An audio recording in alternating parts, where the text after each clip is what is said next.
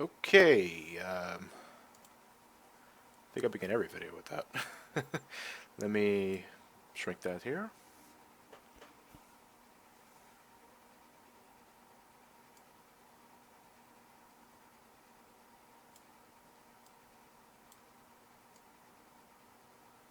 Let me move this here a bit. Sorry folks, I'm just doing a bit of rearranging here, just to make sure everything is fine and dandy, like cotton candy.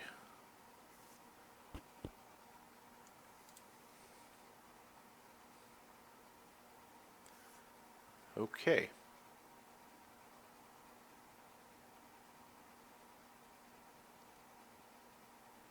I see that I am live. I think I am anyway.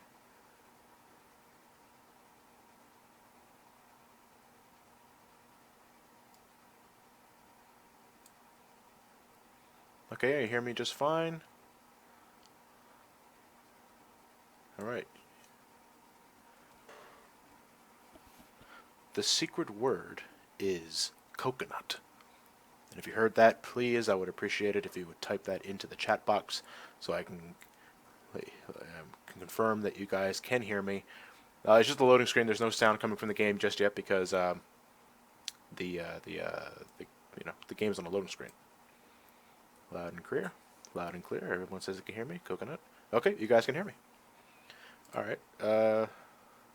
All right. So I am going to be Ryan Slappy and the Contrarian. All right. I am activating slow mode.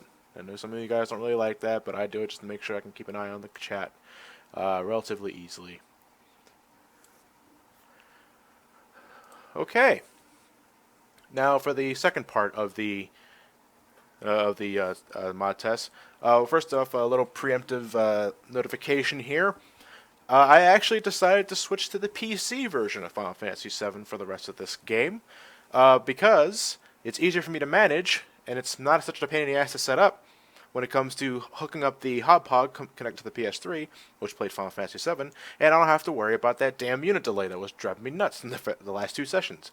Now, at first, I was a little hesitant at first going to the PC version because I remember back when the PC version first came out, back in the early 2000s, that it had sound issues, it was kind of glitchy, and all that sort of stuff. So I wanted to do the PlayStation version at first because I knew that version was stable, it wouldn't give me any issues. However, actually, after downloading the Steam version, I found out that the original soundtrack was patched into the game, so we don't have to worry about that MIDI soundtrack.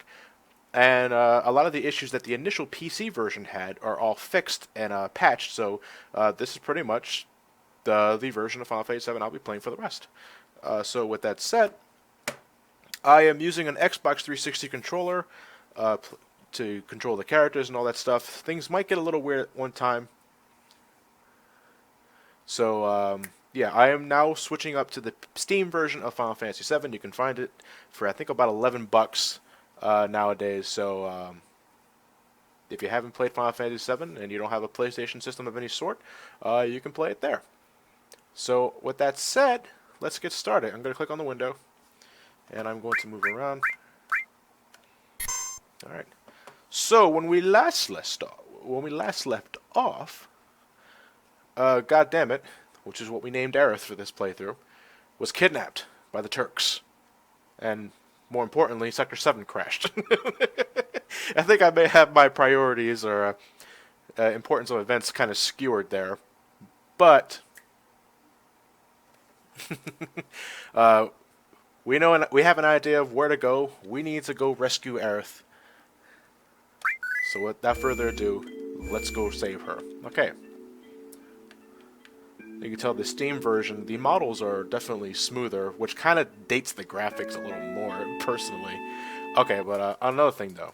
And let me actually move over here back to Aerith's house so you can hear the soundtrack. Can you guys hear the music at all? I'm actually going to open up the menu, which is now mapped to the square button for some reason. Let me...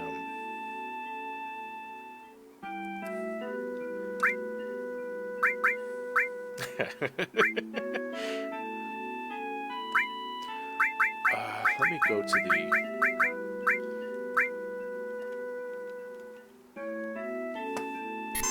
No, I don't want that to be like that.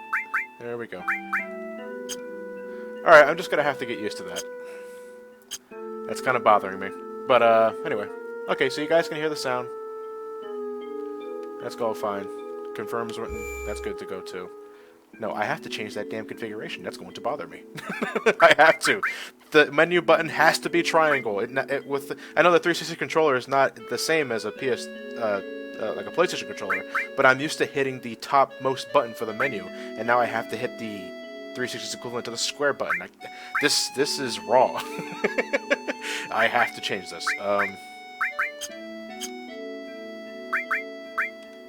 Hold on a second, folks. I have to quit the game to do this. It's the small things in life, you know. Like, is there like something that is there like a port of a game that you're so used to playing on one particular system, and then the port of the game changes just the littlest things, which throws you off in so many ways. That's what this version is doing to me in terms of like button configuration. So what? I'm going up to the Steam menu right now, and I'm changing the menu button to a more familiar button with me.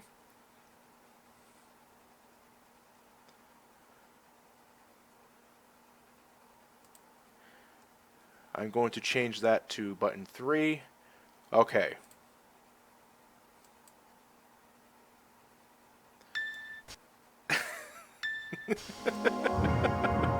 I'm sorry for that pacemaker, guys. I really did. But you have no idea how much that drives me nuts.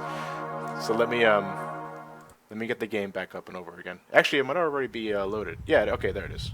Good. And since I'm playing this directly from Steam, XSplit recognizes that as its own separate camera, so I don't have to reload the file in order to play it again. That's very nice. Okay.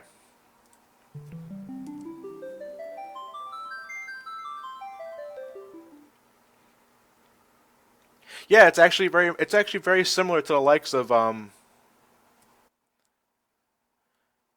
like Sonic Unleashed when it first came out, had the homing attack button mapped to the X button, and it was weird. Okay, there we go. Okay, there you go. Now the triangle's back to where it belongs. Let me check the configuration one more time before we get started.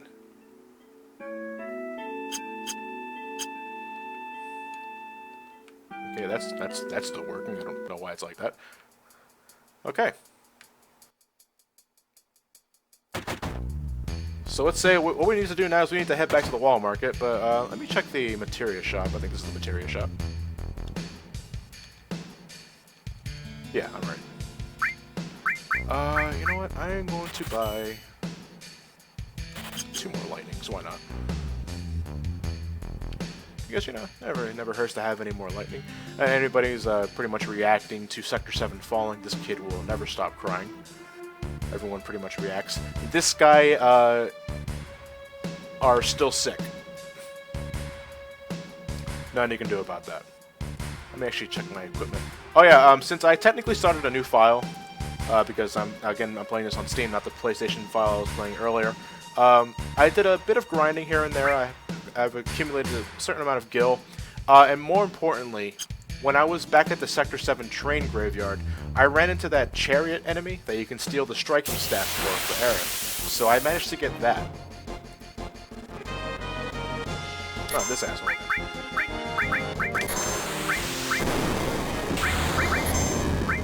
I'm gonna deck you on the schnoz.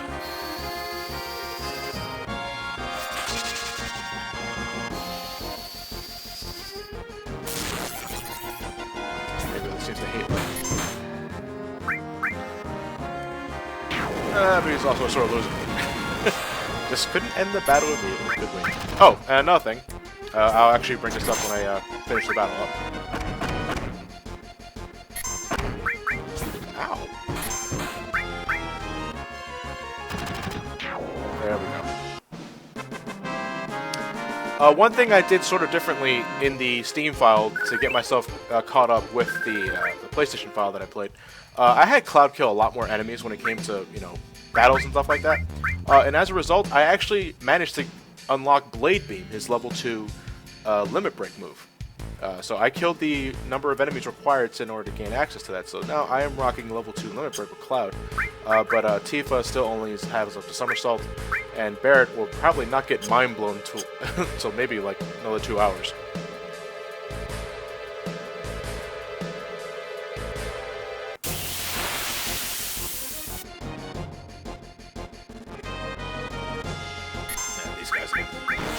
You know what? And I know I have a Limit Break ready to go, but you know, I have some magic too.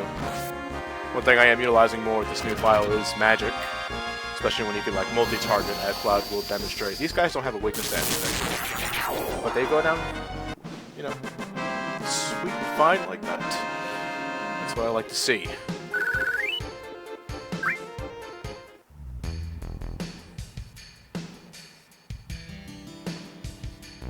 Can I get a third encounter? No.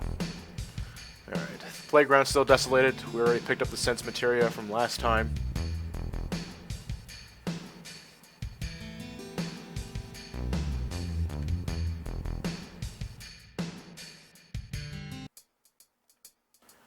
And the wall market is relatively the same. Nothing's really changed. Some people will comment on the fact that Sector 7 fell down. Some debris managed to land in around the wall market area, including some junk that some old man immediately picked up from. Sector 7 immediately crashed down, coming out of the tank. If you're strong enough, anyone can make it to the top plate. So build your strength by having a plate of our food. I will have your Korean barbecue plate special later. This old man's food is dusty, though, unfortunately. Never gonna eat again now. The Honeybee Inn is still... well, no, it's not. These guys are aware now that I actually dressed up as a girl. In addition to dressing like a woman, it seems like you like to smash and grind things. Only when I'm angry. Do I like to smash and grind things while I'm dressed up as a girl? Yeah, but as you can no doubt hear at this point, the original soundtrack was patched into the Steam version of Final Fantasy VII, so I am immediately grateful for that, because that was actually one of the only reasons why I was so hesitant with the PC version. It's like, I don't like MIDI music. I just, you know, when you listen to the soundtrack quality of the songs and then you go listen to an inferior version of it, it bugs you. But anyway, in order to continue on, we need to get something from the weapon shop. Particularly that guy right there sitting on the tank. Let me check my equipment here real quick. Buster Sword, Meteor Arm with assault guns. Okay, that's pretty much still good to go. Let me talk to him real quick to make sure I don't need to buy anything else. No, we're pretty good here. So talk to this old guy right here sitting on the tank. He says we need to go up to the plate for some reason. We need to buy batteries. Alright, I'll take them, but I still think you're full of it. He pretty much just took the debris he found on the floor. He did repair them, so I guess it justifies the price. And these kids want to see something awesome, but I also want to head back to the Don Corneo place, whatever. Because we can actually head back into this one room we couldn't discover last time because Corneo actually had the hots for Cloud. We can get an item here that we missed. There you go, a Phoenix down. Worth it. C batteries, goddammit. So we can finally get a use for them sons of bitches. No way, actually, I think D batteries are still more useless than C batteries. But let's go see what those kids want us to see. Oh wow, this graffiti here. I am not impressed. Your tagging skills need a lot of work. But this wire is exposed, and we can actually climb it up to the upper world. And by that they mean the top plate. Sector 7 went down, and a lot of shit busted, and a lot of things were exposed. So, it just so happens that we can actually gain access to the Shinra HQ via this debris and damage. But, you know, all that aside, we get this piece of music that plays. I actually really like this song. So we're climbing up the this wire. No Mercy, I don't know what that one on the right says. I can make out BO, but I can't see the other letters. So yeah. Because of Sector 7 falling down, all this is damaged, but we can climb it. We'll get to Shinra HQ if it means trampling on it's pretty much a graveyard now at this point. So this is the point of the batteries. I said batteries as a plural, because you after you do this multiple times. You put this battery in, it gets its propeller to move just a bit, but enough to let us proceed.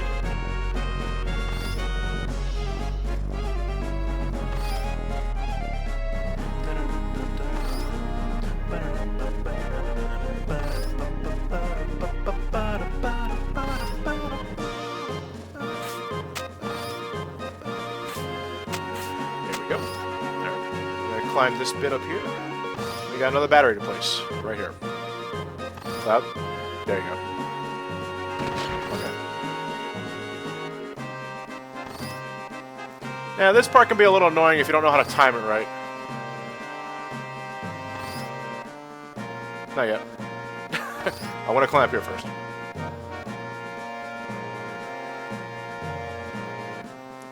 Well, hello there. Need a battery here too. This is the last time we need the battery, and that gives us an item. Either. Pretty cool. Alright, now this wire.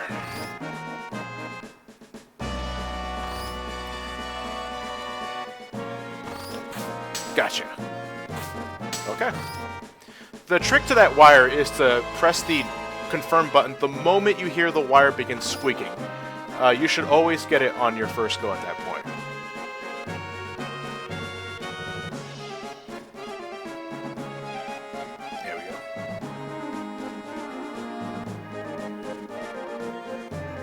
And we're just about done here, folks. It's actually not a very long section.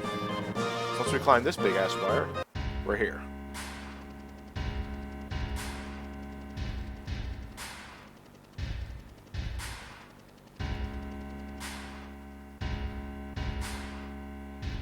I will say, though, it is a bit weird. You know, I'm using a 360 controller to control the game.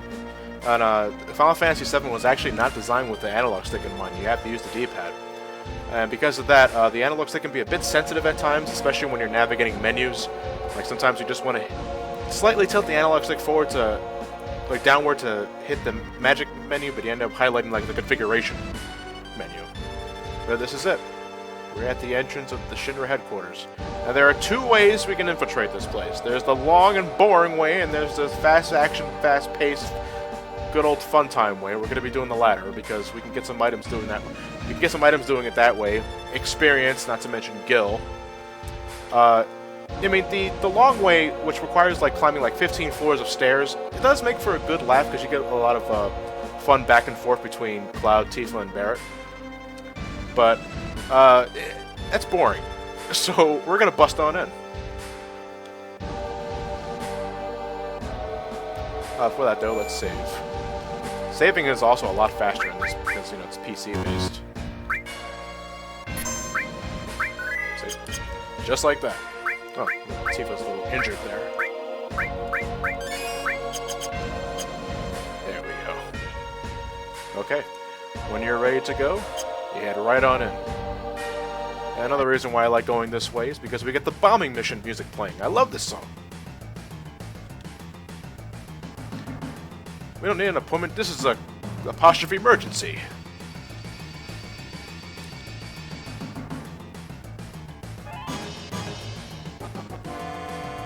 Okay, since we're barging right on in, we got a few battles to do.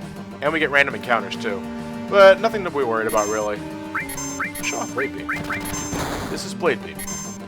Blade Beam will hit a target for some massive damage, and if there are any other enemies in the field when it finishes, they will take a bit of divisive damage. You see, like the main target. Oh, sorry about that. You can't talk and do slot reels at the same time.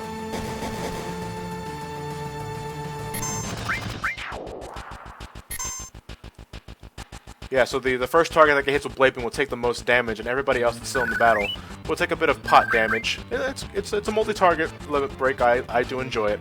I like the second one a little more, though. Clim Hazard. We won't be getting that for a little bit. Oh, wait, hold on a second. Let's explore this area a bit. I like doing this. Booga, booga, booga, booga, booga, booga, booga, booga. Fear me, I'm Cloud and I'm Avalanche. Here comes the Avalanche. No. I like doing that. Anyway, there's something actually we want to check here. Remember the Turtles Paradise flyer that we saw in one of the earlier sections in Sector 5. This is the second one we need to read. This is flyer number 2. Turtles Paradise. Stop in today. I will.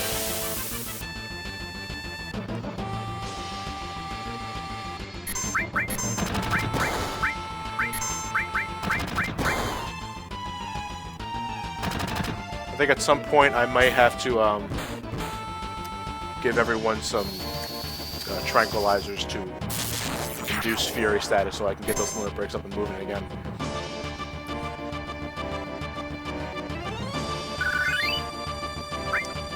But Shinra HQ, though, there is actually quite a number of nifty items we can get here if you know where to steal from. Speaking of which, I gotta make sure I have that equipped. Do I have it equipped? Okay, I do.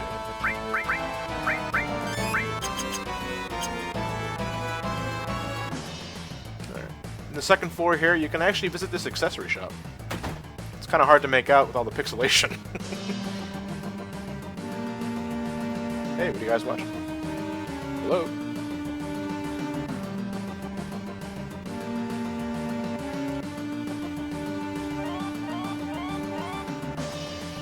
Wow, they must like wanted posts for it. I wonder what they're watching. Okay, so let's watch the world's most depressing car commercial. While that's happening, I will, The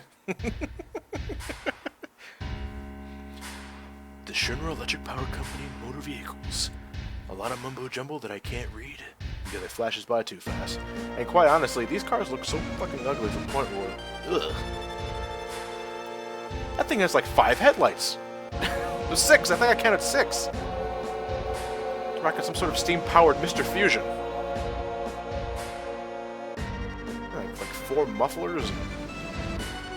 Like the descriptions are inverted to make it look like it has a lot of features it doesn't have. It has power supply and supply power. Are you impressed yet?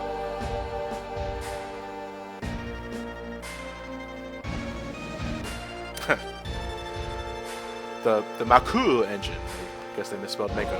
Well, they didn't bother translating it, I guess. Look at all this shit, it doesn't matter. Maybe the secret to the Fountain of Youth is somewhere in this text. I actually think there was a website up there. I'll buy 5.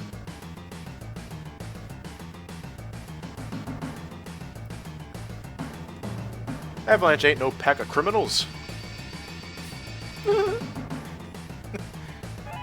Well, no, despite her being utterly terrified, you can buy items from her. You know what? Buy 10. Why not? I'm not gonna sell, do I? No, seems to be fine. Okay. There are 2 treasure chests here. But the moment you attempt to open them, she stops you. You know, of all things without even asking it. Hey, wait. That's it. You really can't do anything about that. So let's head out. Let's climb another set of stairs. Yeah, like, what do you guys think of that car commercial? Do you want to buy a car now? You want to buy a car from Shinra Electric Company? Okay, we can't go any further. We're gonna go up.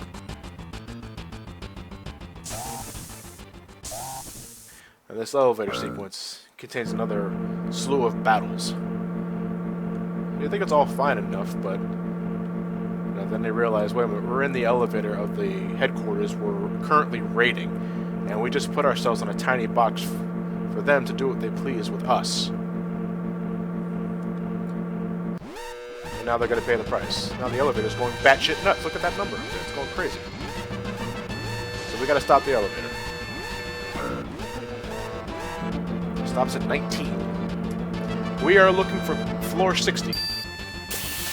Well, on a serious note, this is really just I don't know if the number of battles are predetermined, but the number is sort of random.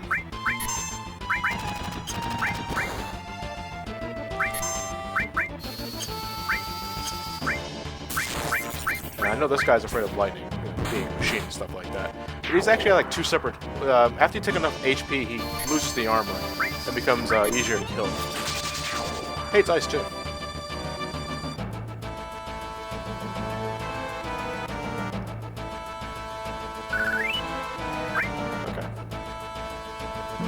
The elevator goes bat nuts insane again, and now we're at floor 33. Yeah, this is just good. The number is constantly rising, so it's not like you can go from 19 to 2 or 47 to 3. The number does get higher and higher. Who's this guy? Moth Slasher. Oh wait, can I steal it? Oh, why did I do that? I see, that's the analog stick screwing me up. Because I meant to choose steel, and it gave me... I think this is the guy we can steal carbon bangles from. I'm going to try it out once. And I apologize if it takes a bit, but I want to make sure I can get this. I can steal something from him, I just don't know what. I think this is the guy that has the carbon bangles. Sounds like a football team when you put it that way, but...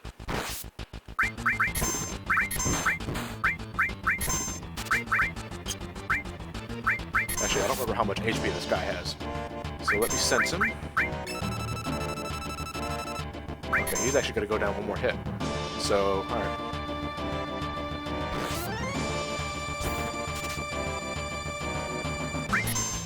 I'm going to steal what you have, damn it.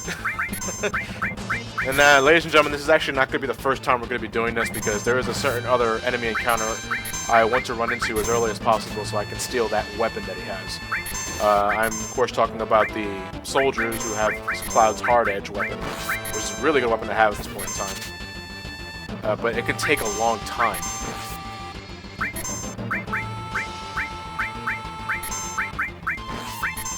Come on, come on, come on.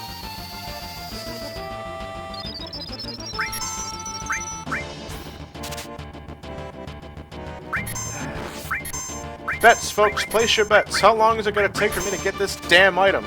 Assuming it's the one I'm thinking about and not another person. I'm pretty sure this is the one that has the carbon bangles. Well, at the very least, I'm getting my limit gauge filled up.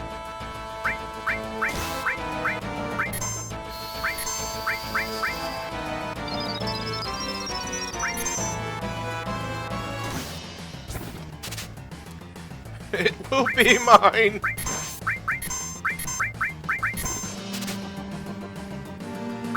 That carbon bangle's so good, it's a steal! Oh, Sonic Game Master, I said it. Yeah, there it goes.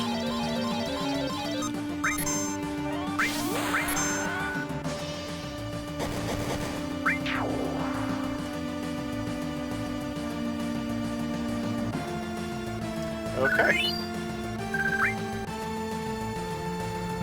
Now, hold on a second, elevator. I gotta get that thing on. Look at that. It's a pretty nifty beef to the defense. I like it. Kind of banged up, though.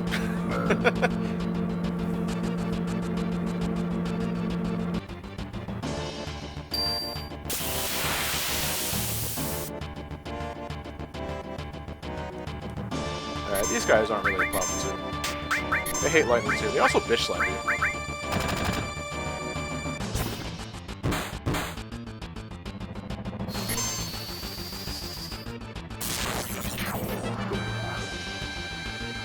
Nathan, there is no such thing as overkill in Final Fantasy. In fact, overkill is what you want to get in 10 and 10-2. You get more items that way. 56. Oh!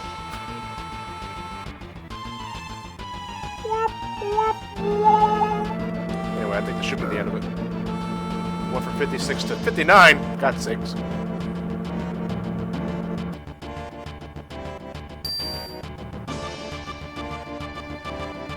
Alright, we reached. One more battle to go, and we can explore the rest of Shinra HQ at our leisure.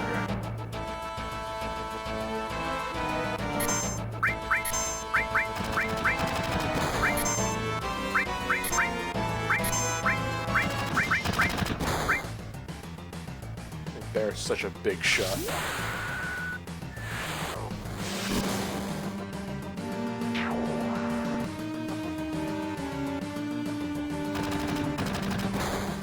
It is weird though, because I've been playing Final Fantasy VII for so many years on the PlayStation 1, and this is really the first time I've really experienced it on the PC, or Steam at least. And it's weird seeing the models so smooth, and the load times are like non-existent in some instances. Like the battle transitions are a hell of a lot faster than on the PlayStation. It's just odd, really odd. Anyway.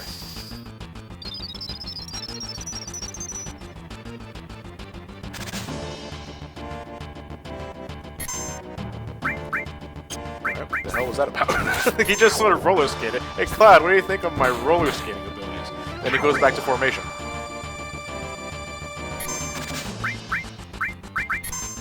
guys are kind of nimble, though. There you go.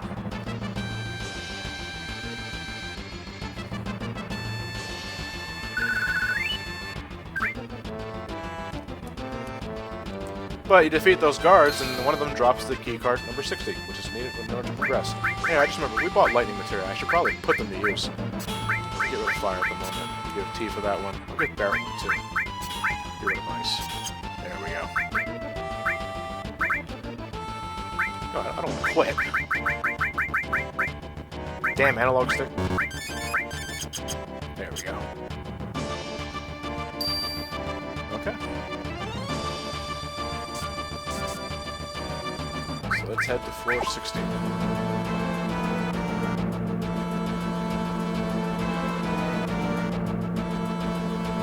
Yeah, for those of you just joining in, I am, and if you joined me for previous Final Fantasy VII sessions, I did move to the Steam version of Final Fantasy VII, which thankfully has the original soundtrack patched in. So I really see no reason why not to play it. And it makes management also easier for me too, because you know it's easier to stream a PC game than it is to stream a console game, because you have to use third-party software or hardware like hotpogs or stuff like that just to set up. It's a pain in the ass. With this setup, all I gotta do is just look at my computer screen to play the game and to look at the chat at the same time. Alright, so this section here is not too bad. What you have to do is that you have to get past the soldiers. There's 2 levels of them. You can actually walk up to this one without getting seen. And then you just have to move when they're moving, so they won't see you. If they happen to spot you, it just initiates a random battle. After enough random battles, the guards will disappear completely as some sort of way of saying that you suck.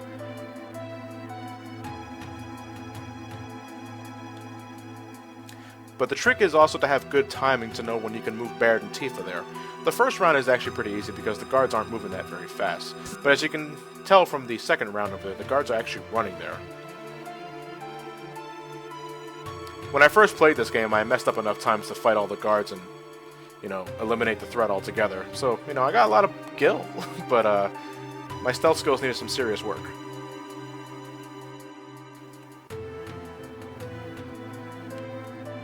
There we go. Ooh, that was close.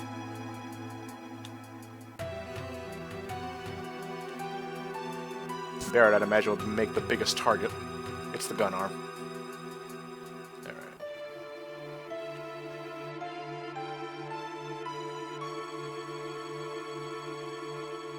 Here we go. Okay. And we're good to go.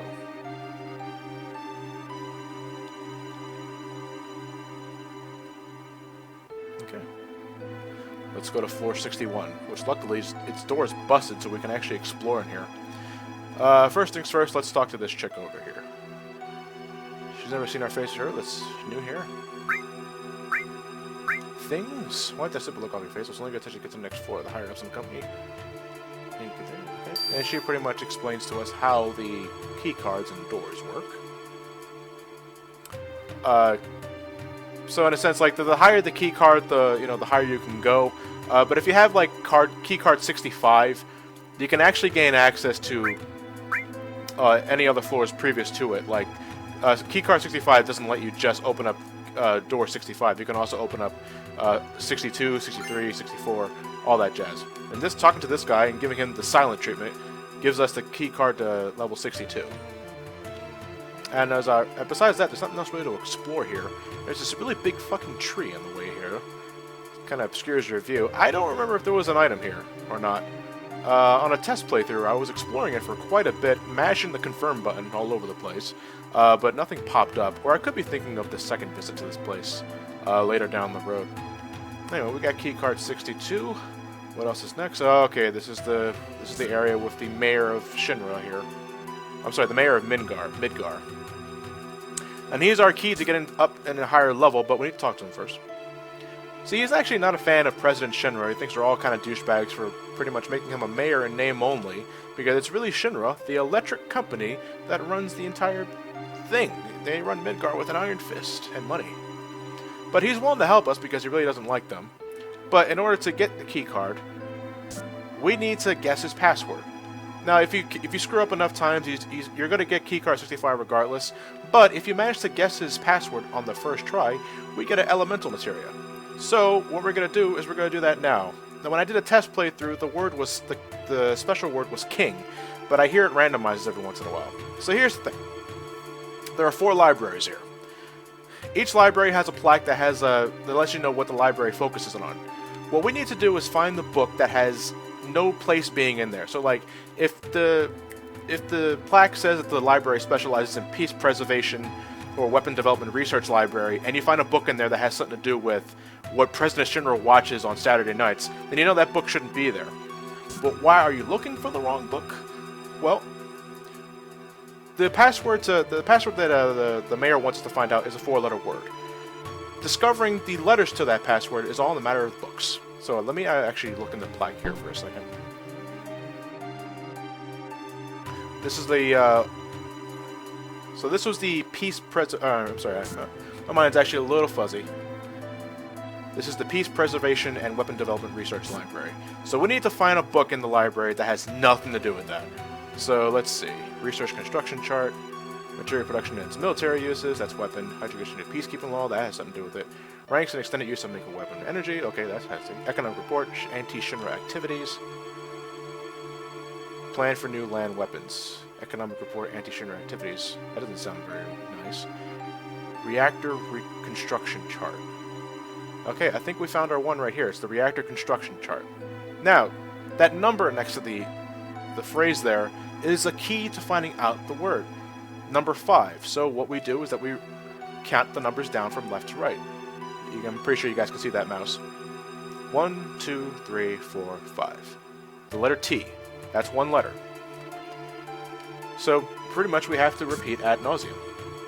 I doubt the password is fishmat. Oh, I didn't even read the plaque here.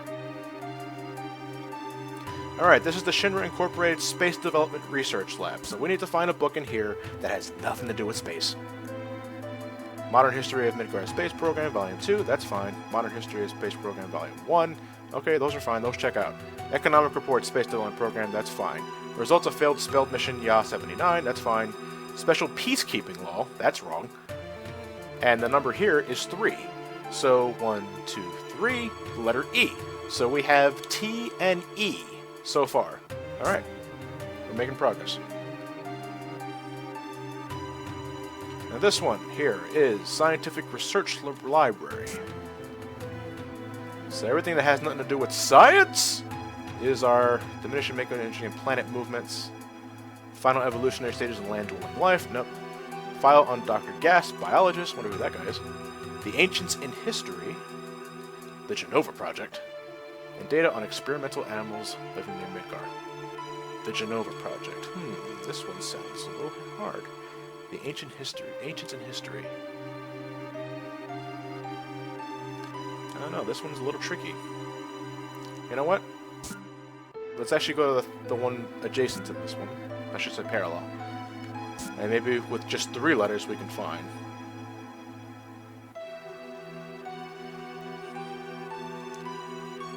New plans for urban planning. Midgar City Map Search 4. Biological characteristics of the ancients. That doesn't sound like anything like that. Alright, that's B. So we have B, we have T, we have E, and we have B.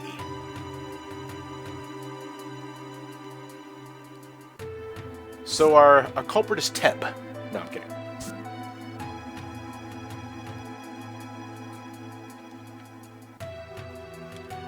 But which one of these books does not belong? One of these things is not like the other.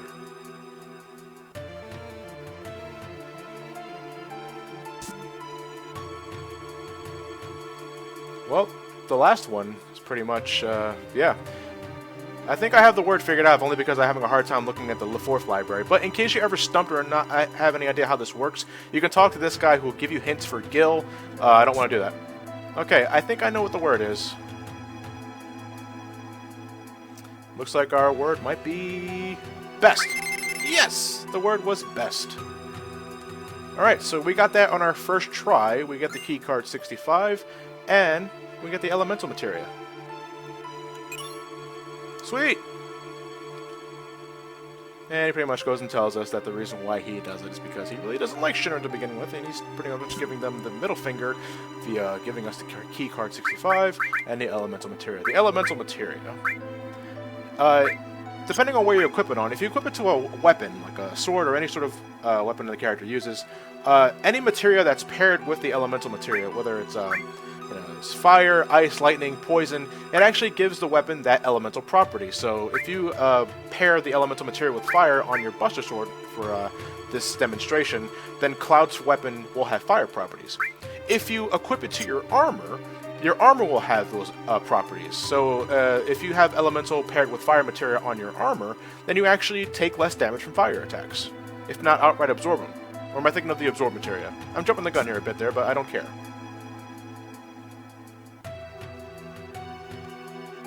Alright, this is floor 63.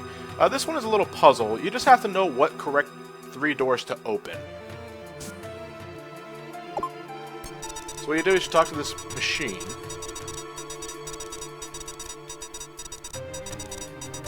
And you can open up to 3 doors. There are 3 items in this room. The thing is, you're only allowed to open up 3 doors at a time. If you, once you open up the last door, you can't open up any more. You have to go back to the machine to reset the doors and try again. So the 2 doors that you need, the 3 doors you need to open, is that one, this one.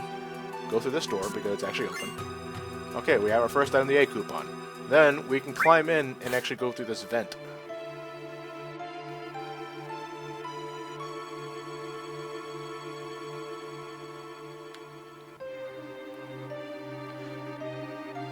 The second opening that we're going to go will actually allow us to get the B coupon, I believe. Here. No. Cloud. Cloud. Cloud. Cloud. There you go.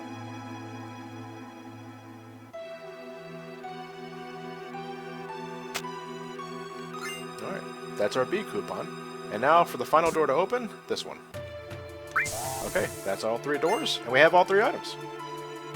So what you do now is that you climb up the vent once more, exit via the shaft on the very right, which will take us back to the machine, and we can transfer those coupons to get items.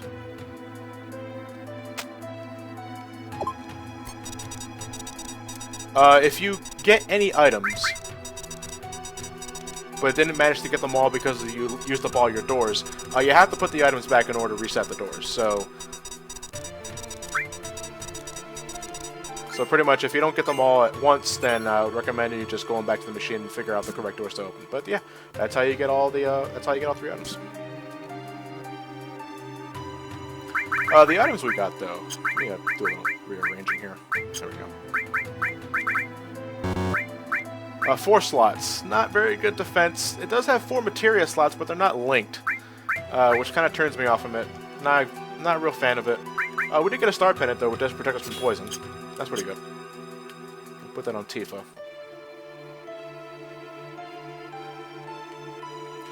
Floor 64 is pretty much the gym area. There's not much to do here right now. Keyword being is right now. You talk to employees here who are working out in their business suits.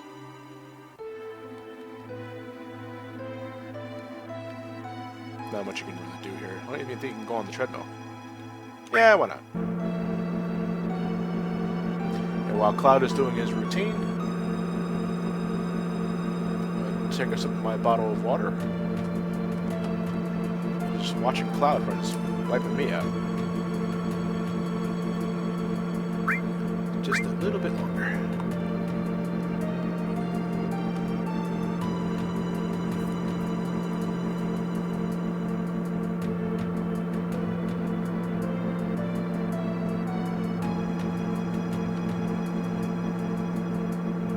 Okay, I'm done.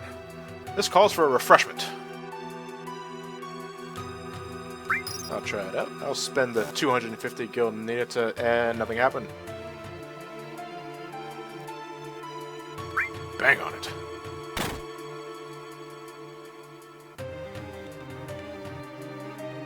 But it ain't my money.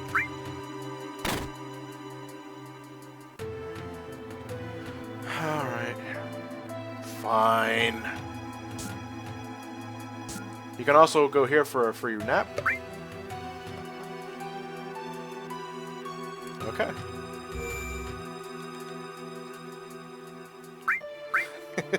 Yeah, it's like no, it's actually worse than $350 lemonade, guys. You know, at least you get your lemonade from after buying it. This you get jack shit. I just pretty much wasted 250 gil.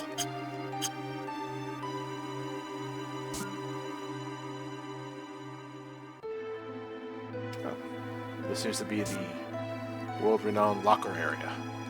A lot of locked lockers, though. So a little to their name. Well, we can actually check a few of them. You can get a few items. Phoenix down, Ether. Pretty much some of them are still locked. But a megaphone. Hanging on to this won't do any good. I don't know. I mean, there are things one can do with a megaphone. Well, things that kids can do with a megaphone, you know. And believe it or not, a megaphone was actually something I always wanted to own as a kid, if only because I always thought they were pretty cool. But that's just me. Alright, so 65, it's actually one of my least favorite floors because I always found it as a time sink. So we go in here and you see this model of Midgar in its entirety. Sections are missing, though. So what we need to do is we need to find the correct treasure chest to open, one at a time, to put the specific pieces back inside the model. When you put a piece in, then it opens up another chest. So it's a constant game of back and forth, and that's why I don't really like it. I honestly don't see the need for it. Why?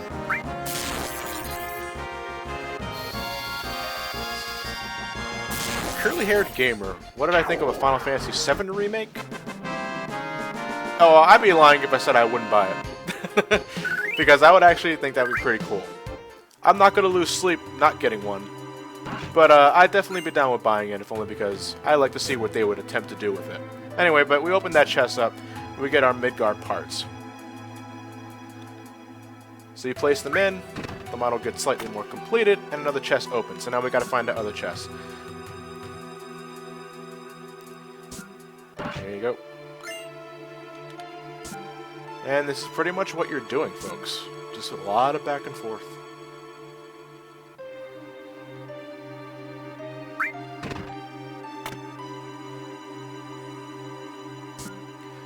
Yeah, it is padding. You're right about that, Cyberboy94. If that is your real name.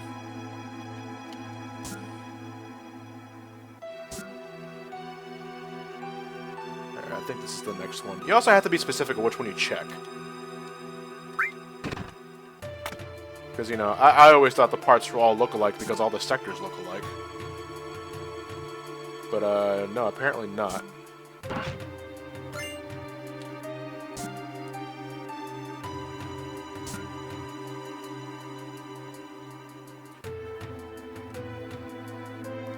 Matthew RYF, I really don't see the need for a Metroid reboot. What's there to reboot? I mean, when you think about it. I mean, we really haven't had a game that really dwelled into the origins of Samus. I mean, there's the manga. All we just need is a game of that, and we're pretty much set in stone. I don't think a reboot would be necessary. I just want another damn game.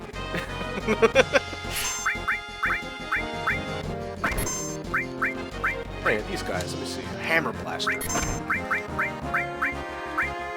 Yeah, a lot of enemies in this area are actually weak to lightning, which is why I wanted to get those 2 lightning materials back in Sector 5.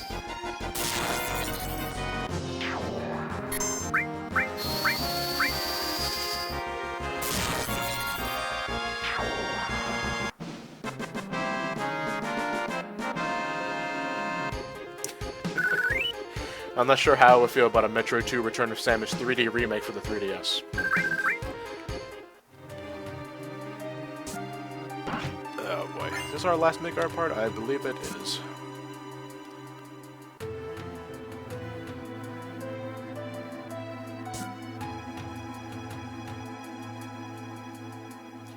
You can even fight enemies inside this room.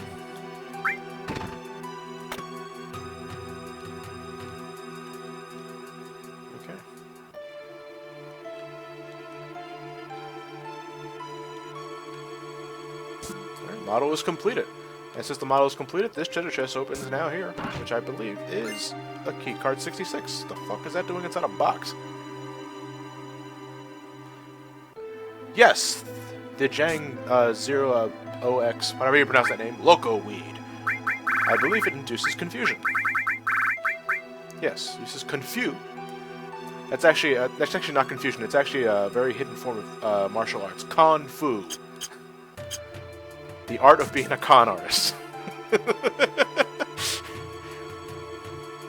Anyway, but this is where we start getting into more plot. So let's say we obviously can't barge into the executive meeting that's going on right now. You can see President Shinra, Scarlet Reeve, Heidegger, and whoever that fat bastard is. But in order to gain access and get at the start eavesdropping, we need to sneak in through the bathroom. First we will flush because someone left the prairie dog in there. And now we will climb via the vent. If you talk to the people inside this floor, they will mention that something smells or they feel a draft coming from a particular area of the room. I think that's supposed to hint that you're supposed to go to the bathroom in order to see it.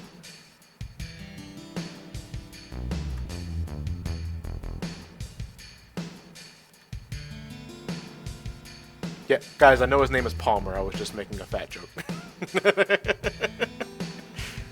I don't like Palmer. He's a jerk. Alright, so Reva's calculating the amount of gil needed to prepare Sector 7, but then President Shinra just goes and says, fuck Sector 7. Because now they have Aerith in their grasp, the last remaining ancient. They want to move on to their Neo-Midgar plans. President Shinra has this odd fascination with something called the Promised Land.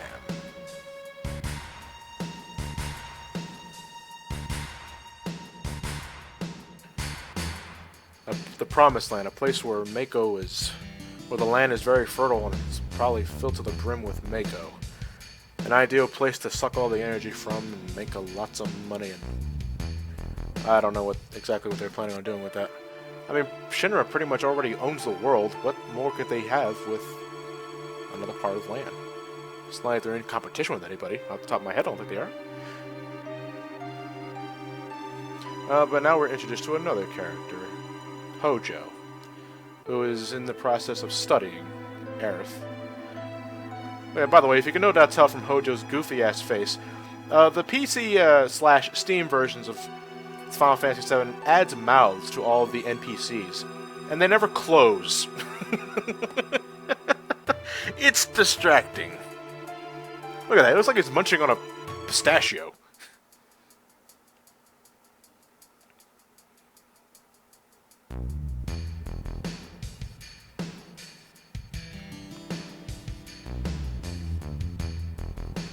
Something stinks.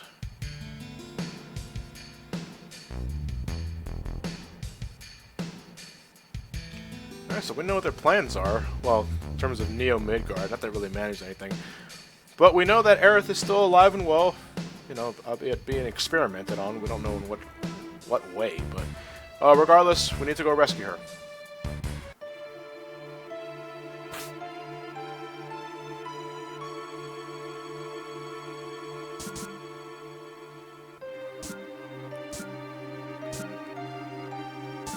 It's Hojo.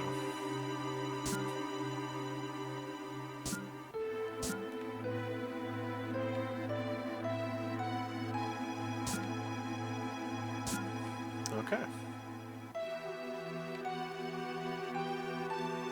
Let's climb up these stairs.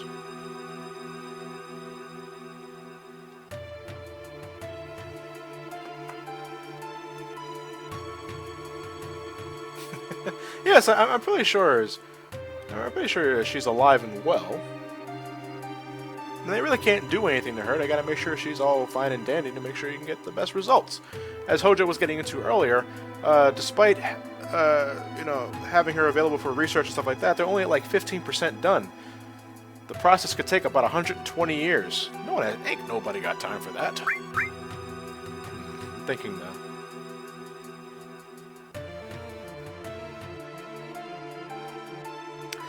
I have Cloud, I have, you know what, no, I want to save those. I want to save those tranquilizers.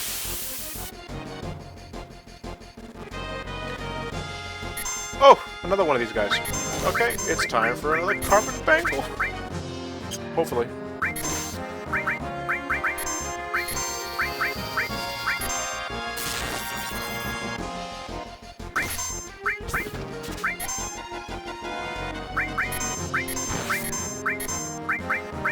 I want at least 3 of them, but hopefully I can, hopefully it doesn't take too long.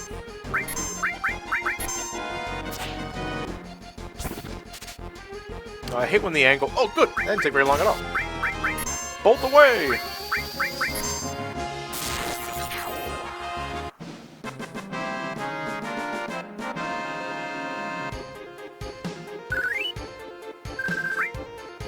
Okay.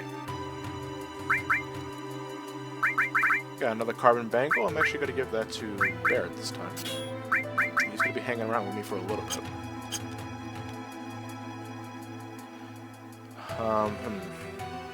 I'm thinking, though. Because this is also the floor where we could run into those soldiers, the ones I could steal the hard edge from.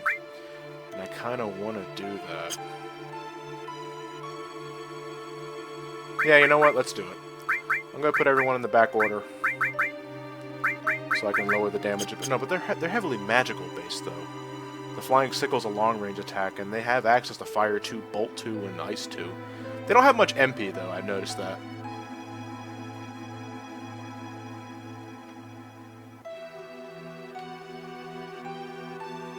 Alright, so I'm gonna wander here for a bit until I come across the soldiers.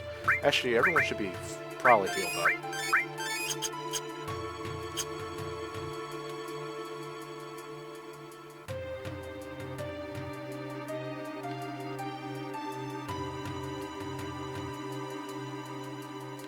Whee! There you go, finally. I was going, where the hell are the enemies at?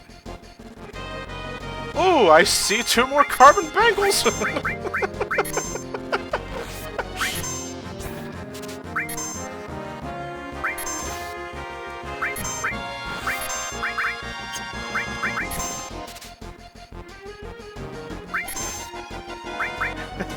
It's worth it, goddammit, it's worth it!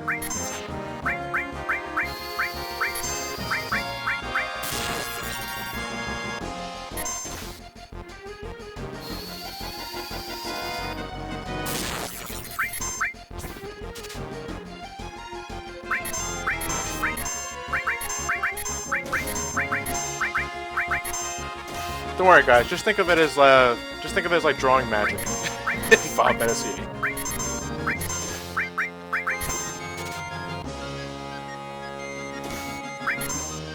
This will be the last time, though, I'm going to be stealing carbon bangles from these, because if I get 2 carbon bangles from these guys, that'll be 4 carbon bangles. That's more than enough for what I need. Having a 4th one really doesn't hurt.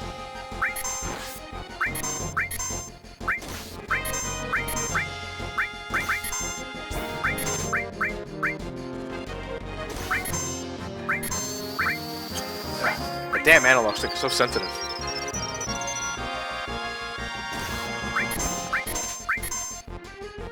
Okay, that's 1. We don't need him anymore. Your services are no longer required.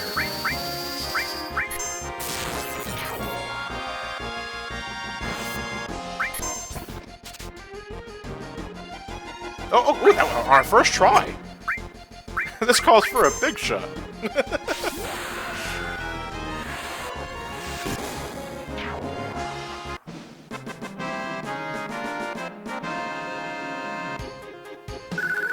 Wow, I can't remember the last time I got a carbon bangle on my first steal on a different enemy. Okay, but yeah, carbon bangles for everyone. Alright. However, there's still one more item I need to steal from a certain enemy, and he's not here yet. Well, at this point, I'm just going to be running away from battles that don't matter. If they're not the soldiers, I'll just run away for the sake of saving time.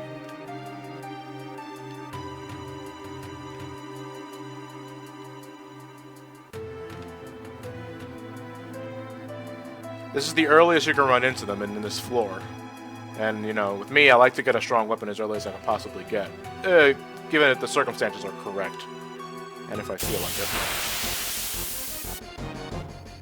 it. Soldiers? Soldiers? Yes! Here they are! Okay, I only need one. So, oh, of course, I start battle bolt 2. Fucker. I'm gonna steal from this one.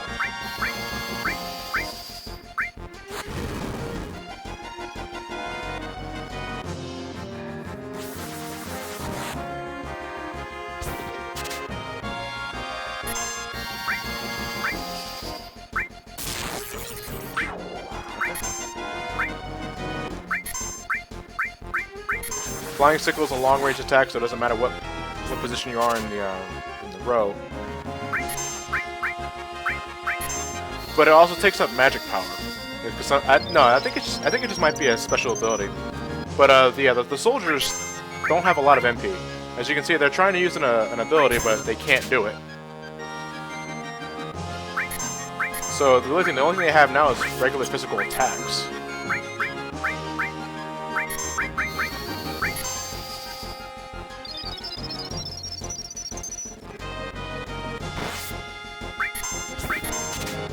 And so everybody says, no. And what's cool though is like the AI is pretty dumb because they'll attempt to use abilities even if their MP is clearly at 0 or low enough. But hey, that wastes a turn, so that's it makes the situation more safe for you. Come on. Yeah, there we go. Okay, I'm actually a little happy. It didn't take very long at all.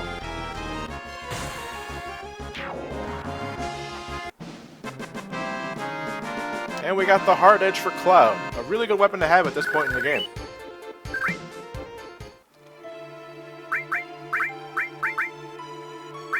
There we go. Yeah, see, we pretty much we got 14 points of attack. Our attack percentage went up.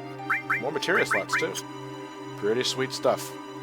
Okay, let's actually get the orders back up. We need to get the color back in the front. Tifa, too. Brett will stay in the back because he is a long-range fighter. And Hojo, this is a nice guy who's taking our time.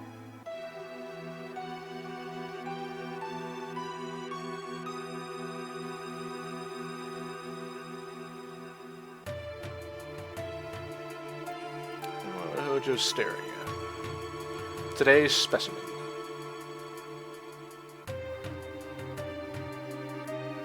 His precious specimen.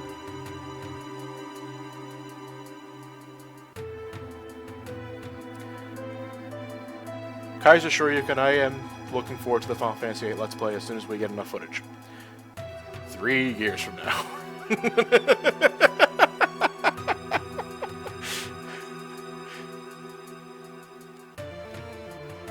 So this is one of Hojo's specimens for an experiment that will remain disclosed for now.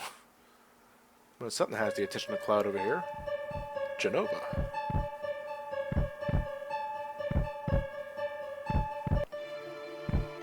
Oh, that was weird.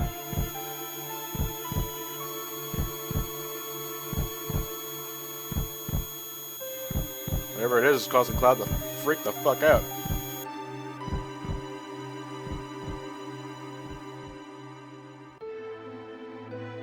And apparently it was somewhere else and then they relocated it here. And apparently it's still alive? Fair enough, unfortunately. Just where the hell is its fucking head?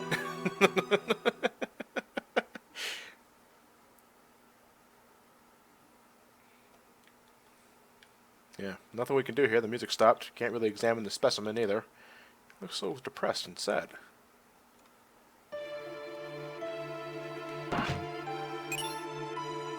We got the poison materia, which, if you pair with the elemental materia, will give your sword poison, give your weapon poison properties, or allows you to absorb poison, allows you to nullify, not outright nullify, gives you a better defense against poison elemental attacks. We won't be using it for a little bit though, just to put that out there. Yeah, I believe that's it. Let me save here. Come on. There we go. Alright, everyone seems to be pretty good.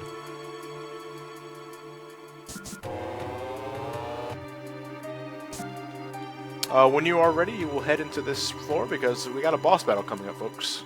Not a very hard boss, but, you know, boss battle regardless. We'll be prepared. We're taking goddammit back, goddammit.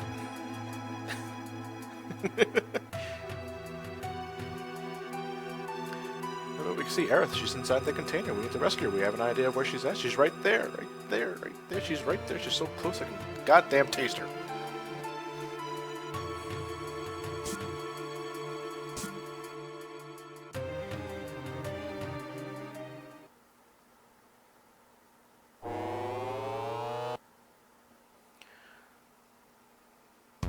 Oh, okay. So, what exactly is going on here? Hojo brought the other specimen in there. This lending a helping hand to an endangered species. Both of them are on the brink of extinction. If I don't help, all of these animals will disappear. Professor Hojo, everybody! Encouraging bestiality for the sake of keeping the race up and going. That is gross! Okay. Well, we need to stop that, for the sake of all the young minds out there.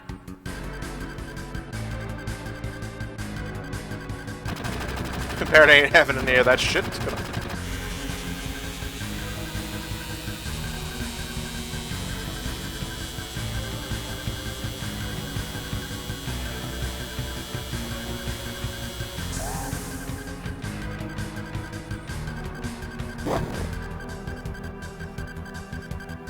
Yeah, it's pretty damn gross. Oh, but apparently the beast ain't having any of that. He decided to attack Hojo the moment the door opened. And we saved Aerith. But the elevator's still moving.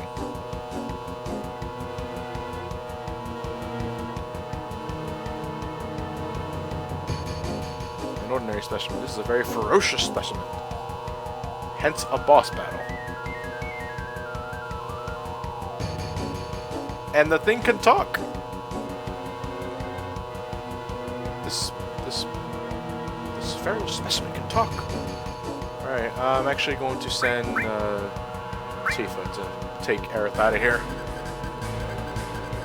The experimental name is Red 13, a name which has no meaning whatsoever to him, but he still insists on being called by it. Oh no, he doesn't actually really care. Red 13. I actually like Red 13. One of my favorite characters in this game. He's pretty badass. I like that profile picture too. But anyway, we're done here. Actually, the start button's not working for some reason.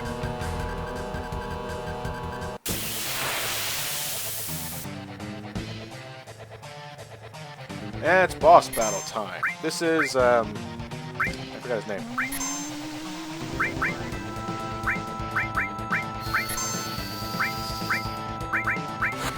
The thing is, though, he's in the back row, so a lot of attacks, with the exception of Barrett's, are not going to do much damage. If you get rid of the three little miniature creatures in front of him, then he'll be technically considered in the front row, and then you can do maximum damage to him that way.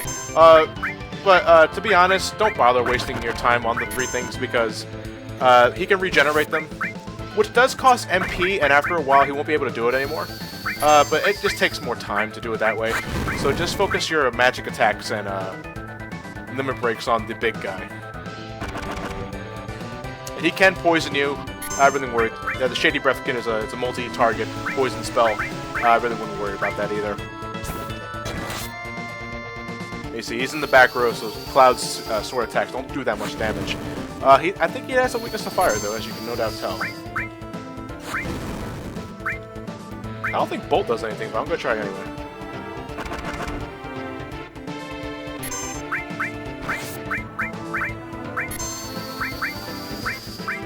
Red 13 comes equipped with a little sense materia, so you can use that if you want to. Don't really no need. Aerith has one of them too. And that's it.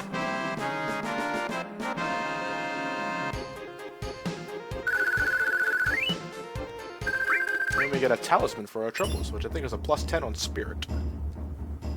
And a materia dropped.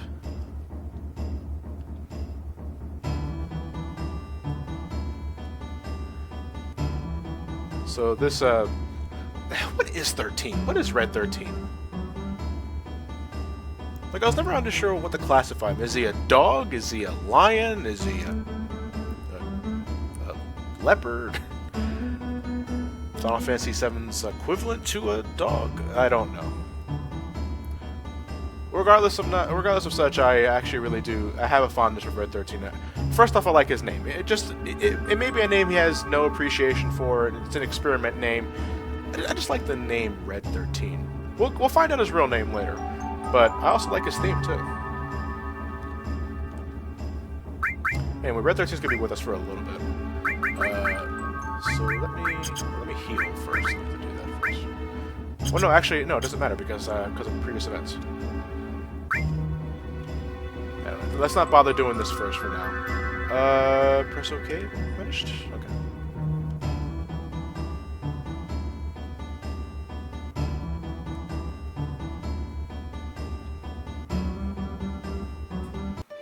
Okay. So I didn't really bother to change anything for that, but I have a good reason for that. Let's give Red 13 the last carbon bangle. Let's also give him the talisman. Why not?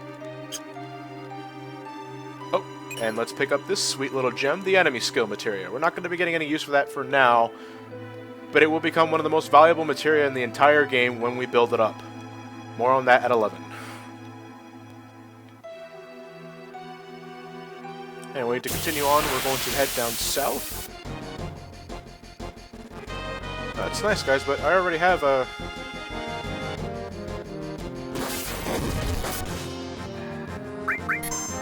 Alright, fine, I'll fight.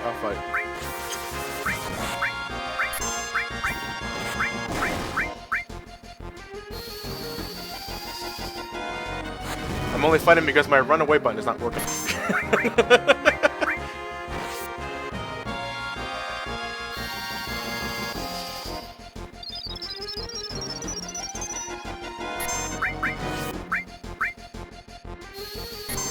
I believe these soldiers are afraid of fire. By really laying it on them.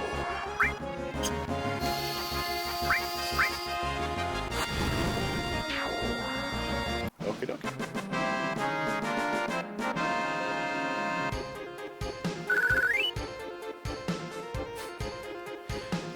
Red 13's a spawn of Amaterasu and a bag of Cheetos? Tell me more. Alright, on a serious note, I was wondering, I was initially going to run away from that fight just to get a move on, but I wasn't really, I was holding down the bumpers and they weren't moving at all. I'm wondering, should I be concerned? I'll have to see what's wrong with that later on, but you can head down here, you get those 2 free items, you talk to this guy, and he'll give you the next keycard to proceed. Keycard 68. But we need to head to floor 66 and get on that elevator.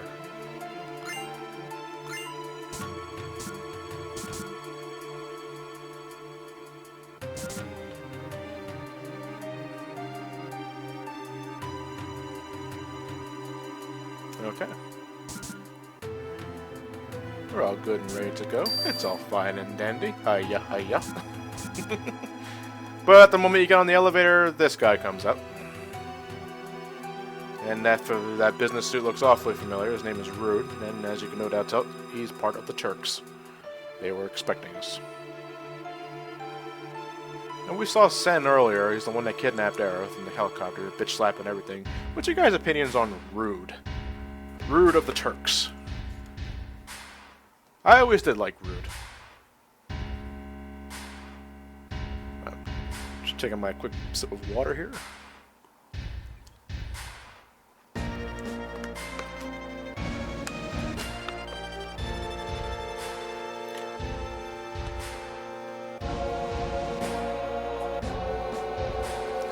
Alright. My thirst is temporarily quenched.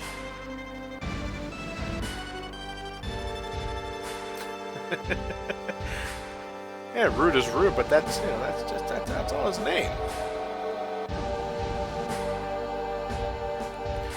Yeah, but they kidnapped us. We're now having a one-on-one conversation. Well, not really so much a one-on-one. It's more of a 1, 2, 3, 4 on one with President Shinra.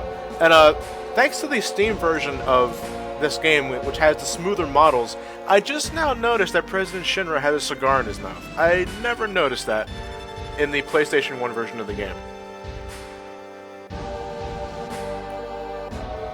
So he's an advent of cigars. I don't think he's ever smoking the damn thing. That also means he's always talking with a cigar in his mouth.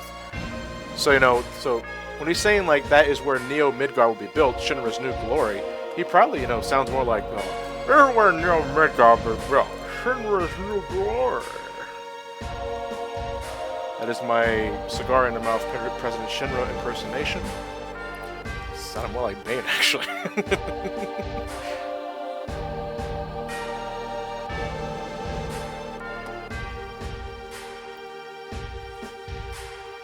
Anyway, but President Shinra is pretty much telling us what we pretty much already know at this point.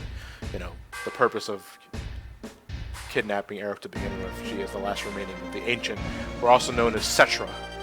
Not that it really matter, but...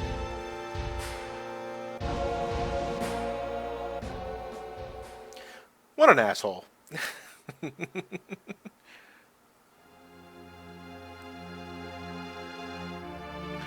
So, shit. We're locked up in a prison cell. Multiple cells here. In order to move on from this part, we have to see what everyone's thinking. So, we head close to this door. You get a choice. You can wonder how Barrett's doing, how Red 13 is doing, how Goddammit is doing. Let's see how Barrett's doing.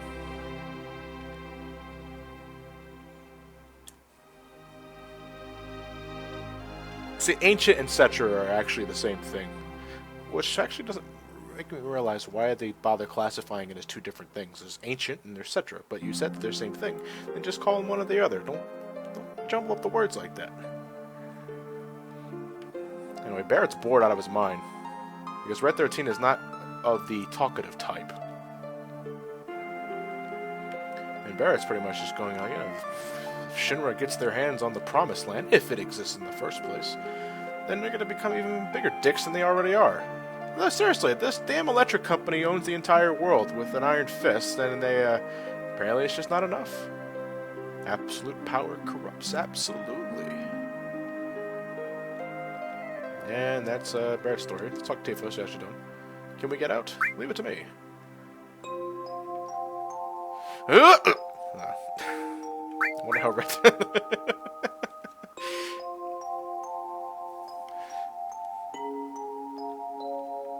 Seems like he's daydreaming about a grandpa. And that just leaves, god damn it.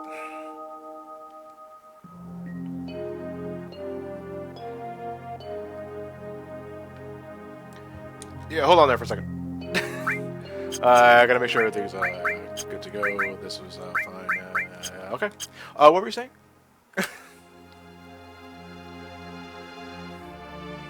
God damn it, you're safe? That wasn't part of the plan, Shinra.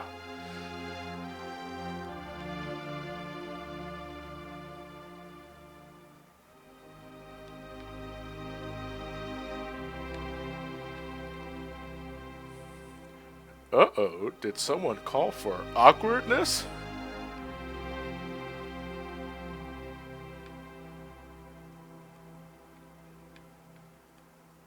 Yeah, only Cetra are allowed to use the word Cetra.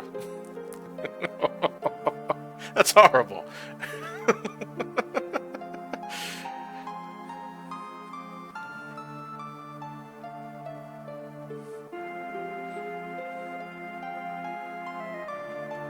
This back and forth pretty much amounts to, you know, does Aerith recalls some memories with her real mom, how they're able to communicate, speak to the planet. The planet is actually a sentient being in and of itself.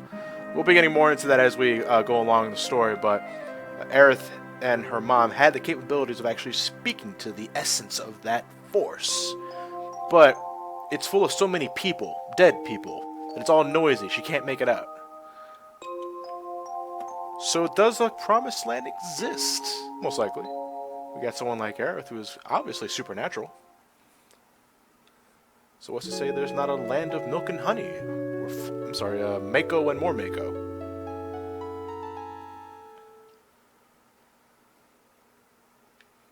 Upon getting some rest, though, we wake up and the door is open. Everyone's still sound asleep.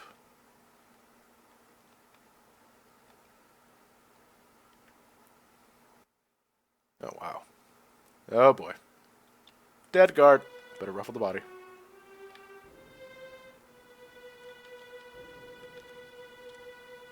get some pretty foreboding music playing too.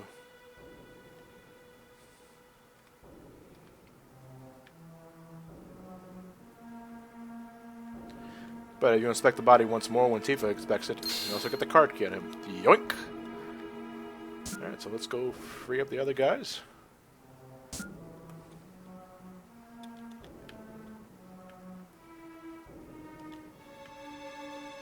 And we're pretty much on our way, but I wonder what the hell happened. Someone was kind enough to open the door for us, killed the guard, so it would be an easy escape.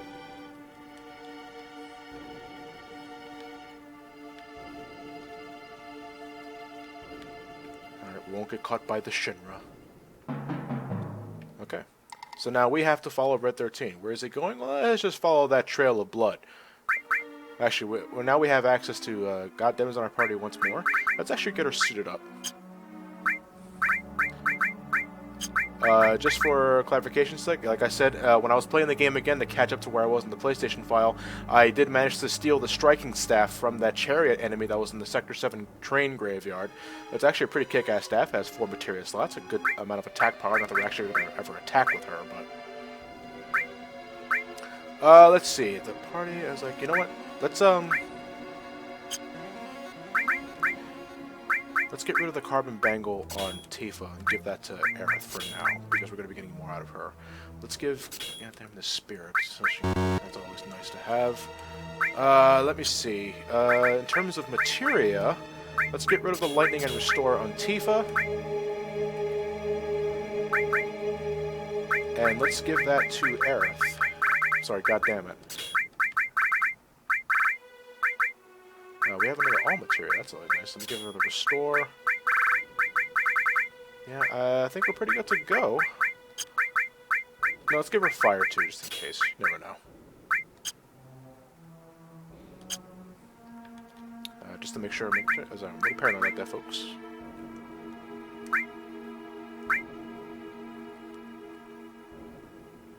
Oh, the select button is my... Oh, that's weird. I'll get more insight later. Alright, we're pretty good to go.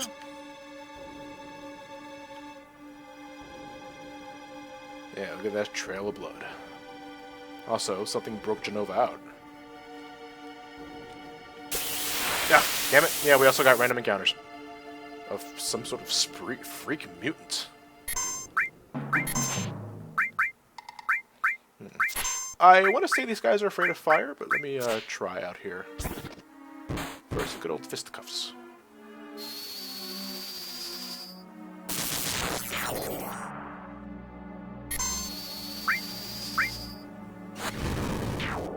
Yeah, it looks like they don't like fire that much.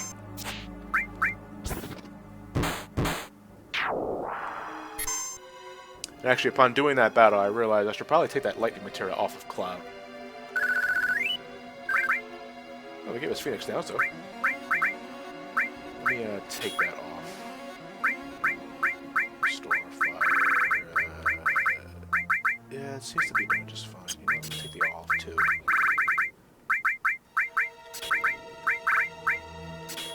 There we go. Genova specimen. Looks like we went up on the floor using the elevator for specimens. So it took the elevator to go up. That thing knows how to work an elevator. It doesn't have a head and it knows how to work an elevator. Okay.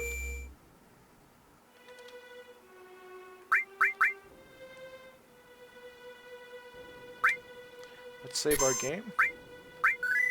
One thing I do like about the Steam version of this game is that it has cloud saving. Cloud as in cloud, you know, servers. So I can play the game on Steam on my desktop, and I can continue where I left off on my laptop. And, you know, I really do like that feature. Good for test playthroughs and stuff like that when I don't feel like booting up the Windows mode of my Mac computer. It's all fine. I like that. The future, ladies and gentlemen. The future.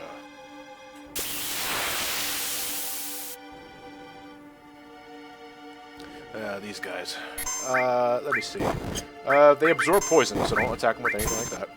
I said, don't attack them with that, John, you fucking imbecile. I say, the reason why Cloud didn't do anything is that was the elemental poison material combination I have on his weapon. So Cloud's pretty much worthless in this fight.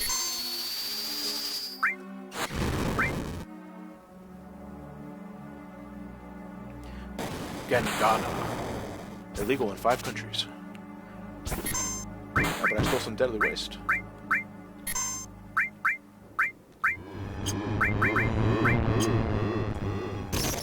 Fuck it.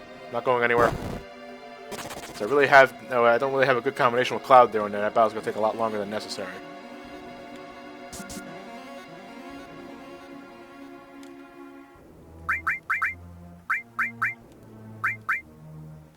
No, I don't want to give it to Tifa. The lightning materia.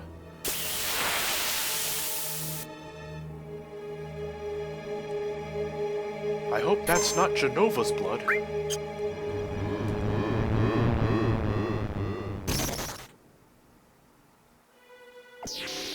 I don't have time for this. No, that refuse attack actually has 2 animations. The first one, when it hits you, I think it's supposed to poison you too. Then, if the enemy tries refuse again on the same person, then it actually does a very short animation, where it just like pukes green shit at you.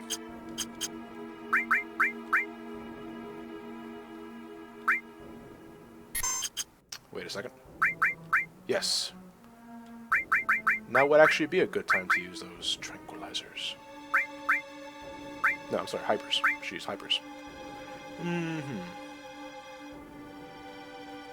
But on who? No, you know what? I'll use one on goddamn. Why not?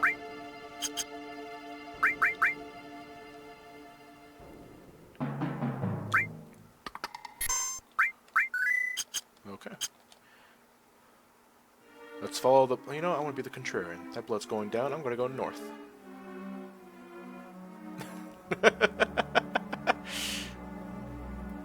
Oh, shit.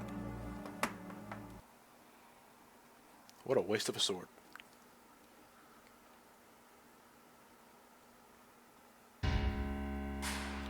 He's dead. The head of Shinra is dead. Someone upped and moited the president. Sephiroth's sword. Sephiroth is alive because only Sephiroth can use that sword. For some odd reason. Don't get me wrong, it's a really big fucking sword. By that I mean it's really long. But it's kind of odd that Sephiroth would stick his sword inside President Shinra's back and not reclaim it.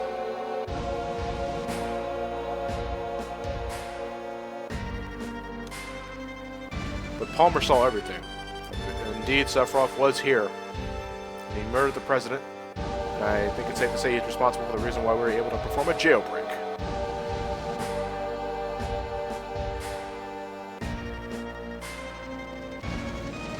Unfortunately, that doesn't really mean anything. You would think the death of President Shinra would be the end of Shinra in itself, but we have Rufus, the son of President Shinra. Because he's vice president, that makes him president now. I've heard that no one's ever seen him bleed or cry. He's been aside for someone else for a long time, what sort of person he is. Maybe he's a nice guy. I guess I should talk to you. I only know his name from this conversation.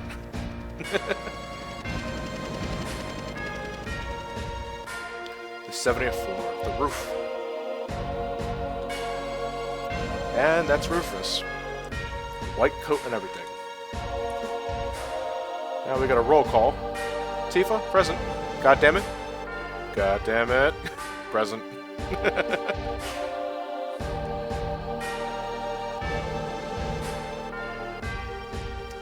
President Shinra, your old man died. Well, that's generally how it works, Barrett. You're only president now because the president was impeached. Real no shit. You mean if something happens to the president, the vice president gets promoted?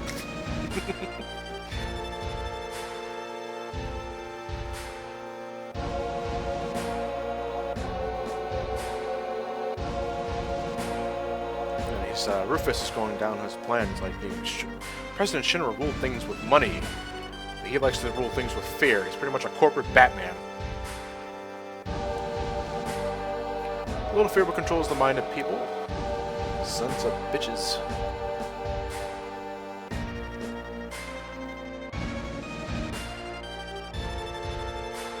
And Cloud realizes that Rufus is not something to scoff at. But he wants everyone to go and he'll deal with Rufus himself.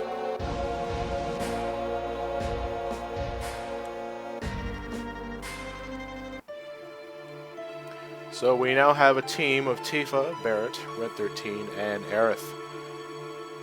But, you know, Aerith doesn't sense something's wrong here.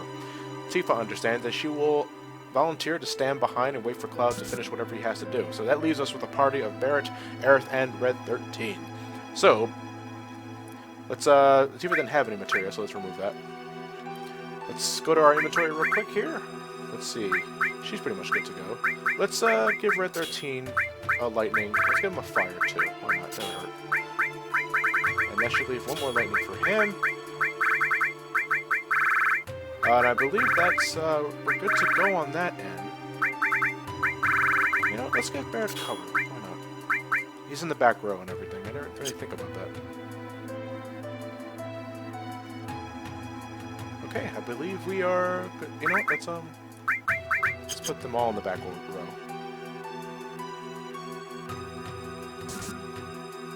Let's get the hell out of here via this elevator.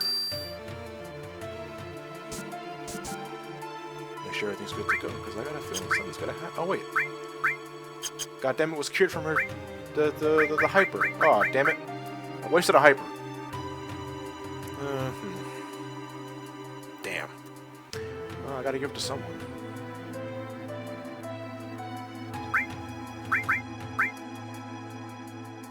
I'll give it to Barrett. Why not?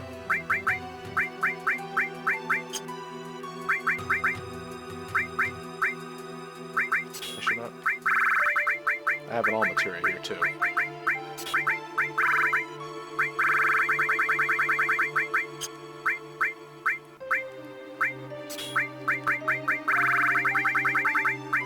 Gameplay! Okay, I'm done. Oh, damn it. The elevator was a boss the entire time. Alright, this is, he has a name. Something Cannon. The Hella Cannon. Something like that. The 100 Gunner. Well, he's a machine, so he's afraid of lightning. So lay it on him. Let him taste every single bit of that. This is also a long-range battle. So the only one that can actually physically come in contact with him is Barrett. The only way Red 13 is going to damage him is via limit breaks. Unless, of course, you're, you know... So that's why I would recommend you give everyone here a lightning materia to end this battle really quickly. Because this battle is really not that much of a problem when you're doing it this way. 100 Gunner... when he breaks down like that, that means he's going to start charging up his sensor cannon, I think that's what it was. He has multiple attacks. Main artillery is a multi-target one. It doesn't do a lot of damage, though, but so not really to worry about there.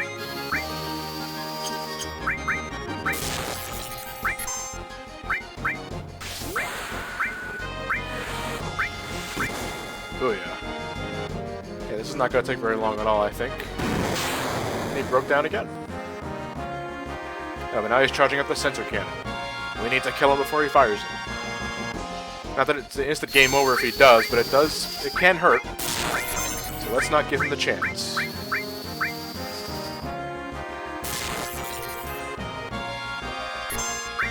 Uh-oh. Yeah, the sensor cannon will charge, but he's not going to fire it immediately. I missed.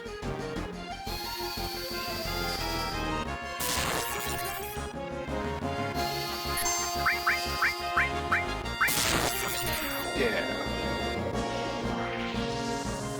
But it's not the end of it. This is actually a two-parter. Once you defeat 100 Gunner, this thing appears.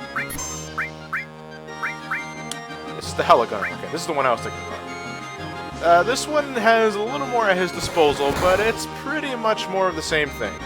That AB cannon, though, can put targets to sleep when it comes... A sleeping bullet. It's a tranquilizer, I guess.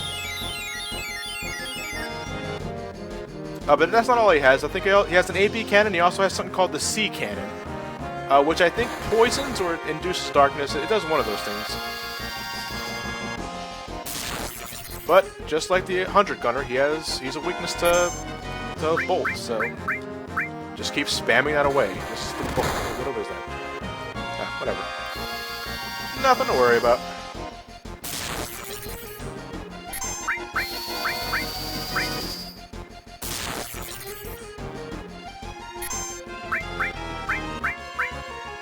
Someone's getting put to sleep. Oh. Red 13 can take it.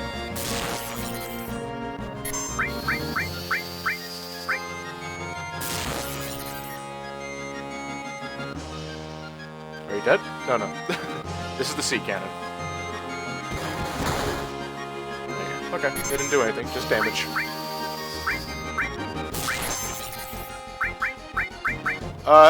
Hella Gunner, I think, only has 1,000 HP.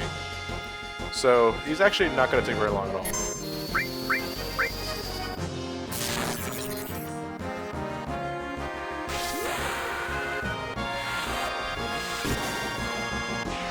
Booyah, and he's gone.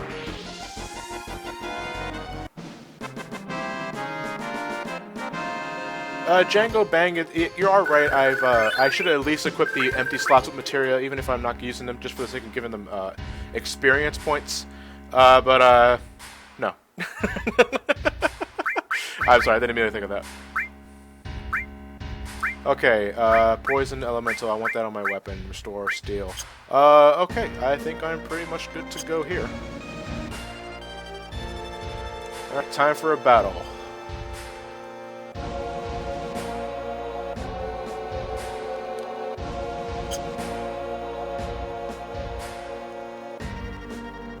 Alright, I'm trying to hit the start button, nothing's happening.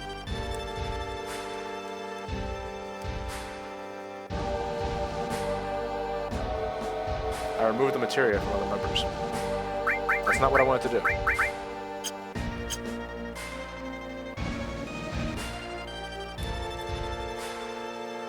I have to press on the... I have to press on the left analog stick to do start. I have to reconfigure this controller when I do the next session.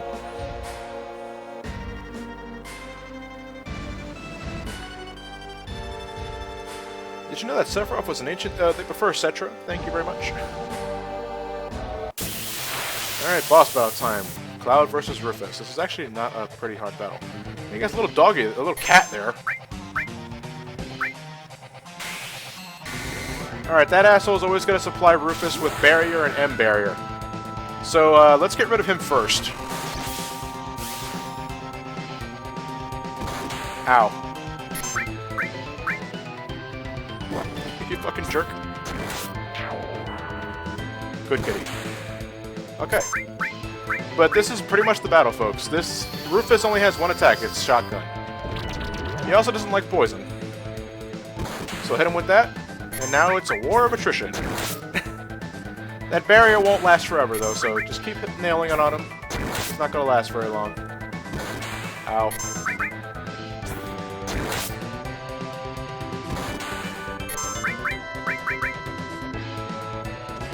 Thank you, Bio.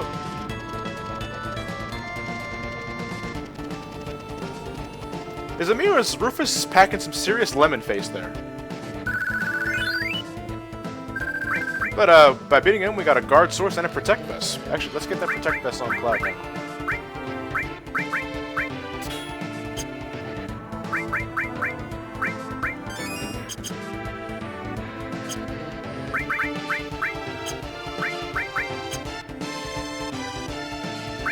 That guard source actually is an item that permanently increases the stat.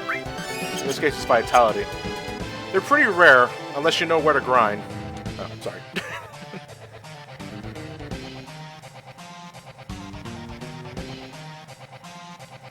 Alright, but yeah, the boss battle music's still going. We need to get the hell out of here.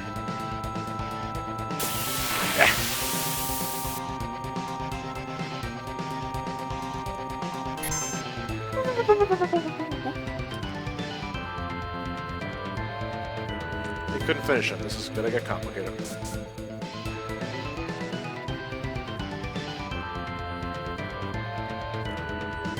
But actually, to make sure everything's good to go here too.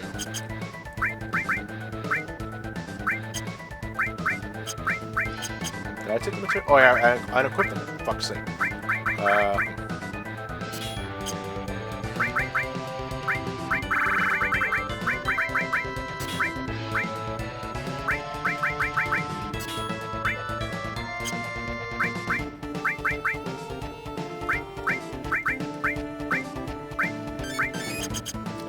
I think that's it.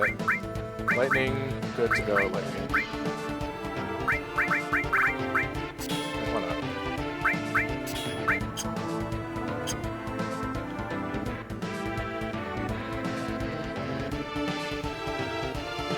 Ah, yes. When we head down, the plot takes over.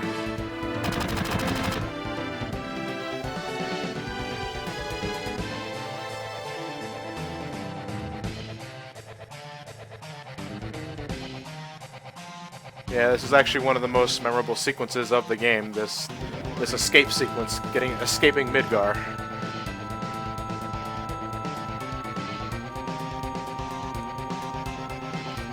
No, we can't exactly exit via the front because there's guards aplenty, as Barrett was demonstrating. But Tifa comes to us with good news. Cloud has found another means to escape. And how are we going to do that? Well, let's let this FMV show. I love this song too.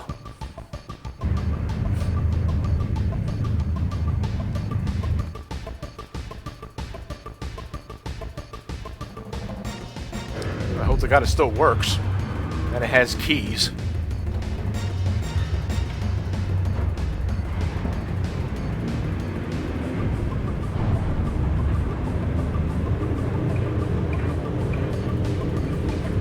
I still love watching this scene. I thought the scene was awesome when I first played the game, and I still like looking at it.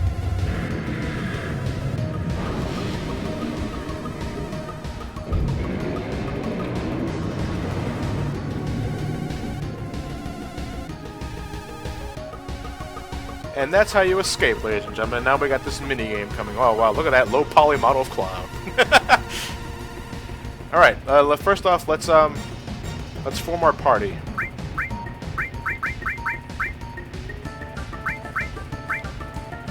Actually, want Aerith and Red 13 to be here.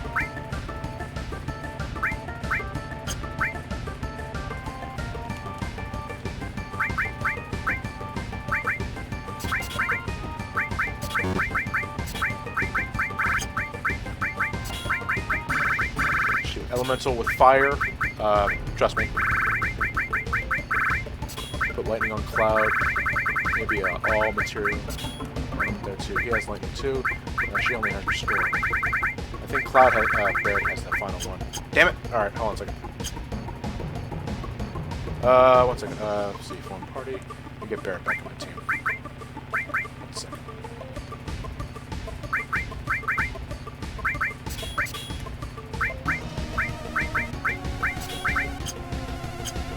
Okay, one final time. Let me get everyone back on the back row.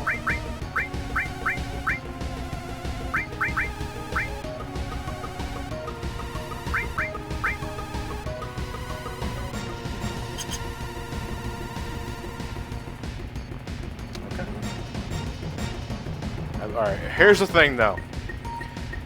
If we're playing the original PlayStation 1 version, the motorcycle game is actually pretty fun. On the Steam version, because of my god forbidden control configuration, it's going to be a little weird. Pretty much, I have to I'm hitting X to attack on the right. That's fine, that's normal as itself. In order to attack to the left, I have to... Where's the damn button at?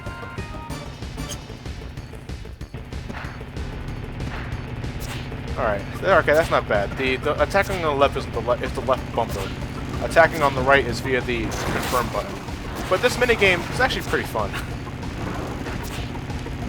You're pretty much defending the truck against all the Shinra troopers on motorcycles. We're not exactly playing card games on motorcycles, but we are whacking the shit out of them with our very giant stick. Cloud Sword doesn't even look like a Buster Sword anymore, it just looks like a giant butcher knife. Which, I mean, the Buster Sword already kind of is, when you think about it. But, that health is not just for minigame purposes, ladies and gentlemen. That actually is their health. So, whoever is drained to 0, they're KO'd. So, for this minigame, you want to protect the truck as best as you can.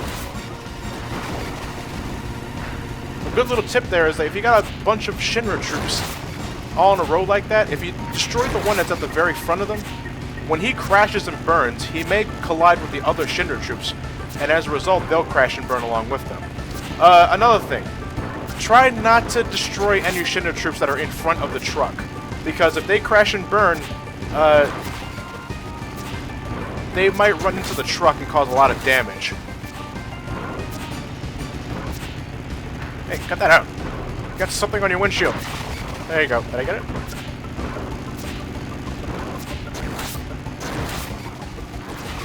There you go. That's what I like to see. You can actually replay this minigame at a later location, the Gold Saucer. I don't remember why you do it, but I will be doing it again just for the sake. I actually do like this game. It's pretty fun. There we go. Hey, cut that out. There you go.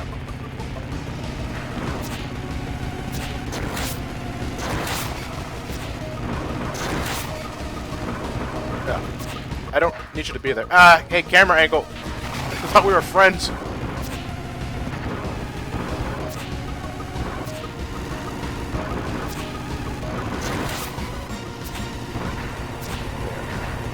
Ah, I guess I sure showed him. Oh! I don't think I can whack that. But luckily it's over.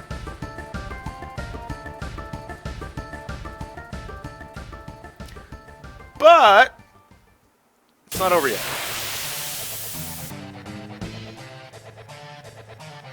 Boss battle time. Oh shit. Sorry. Ow!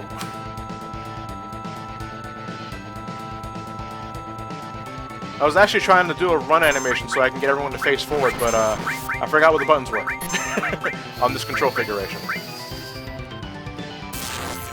Anyway, but this guy here, as I will show his name off as soon as I get the chance, is weak to lightning, like a lot of things in the Shinra HQ.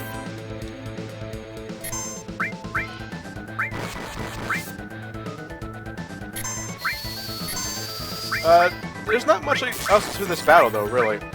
The biggest attack that he has is, I think, called, like, it's some sort of spinning fire attack.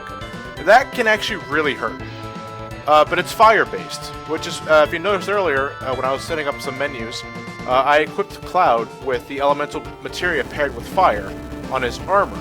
So he won't take a lot of damage when it comes to this guy's fire-based attacks. That's Twin Burner. That doesn't really do him that much damage. His second fire attack, though, the one where he goes batshit nuts and starts spinning all over the place, that does hurt. So I would keep your HP up a certain level. No, I don't want to multi-target everyone with Bolt, no.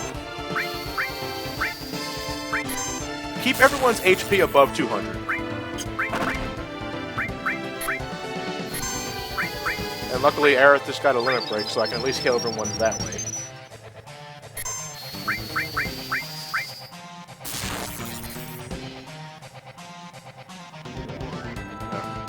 I think he may be getting ready to do his spinning fire attack. The first one.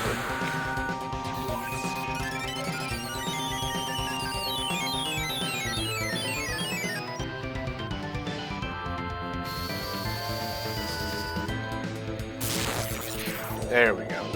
Didn't even give him a chance.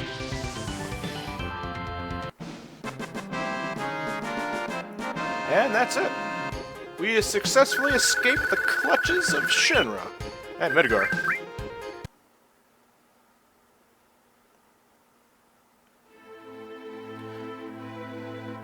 Chimera, I have no thoughts on Team Fortress 2. I never played Team Fortress 2.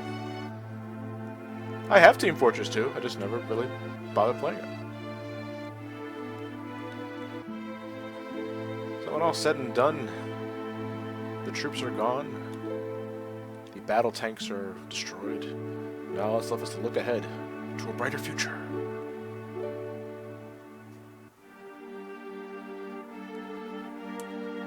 But there are still many questions to answer. Just what exactly is going on with the Ancients? What is Sephiroth up to? Where did he take Genova? Well, since we finally escaped Midgar, now we have an entire world to explore, folks. Well, I mean, we're still sort of railroad, mind you, but we have a whole lot of game to go.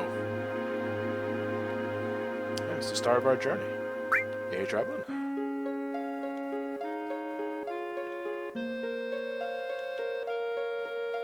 It's dangerous.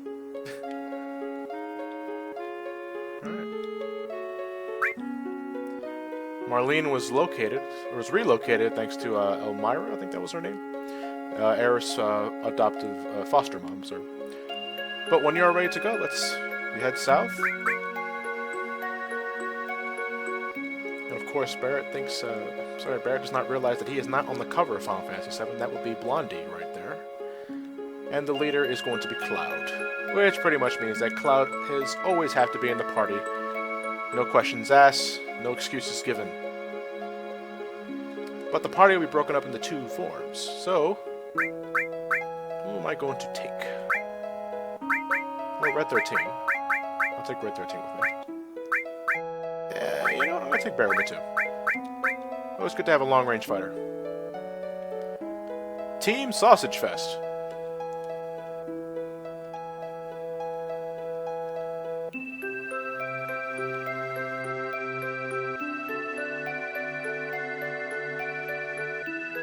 Alright. And upon exiting, we now have access to the world map. You can save anywhere.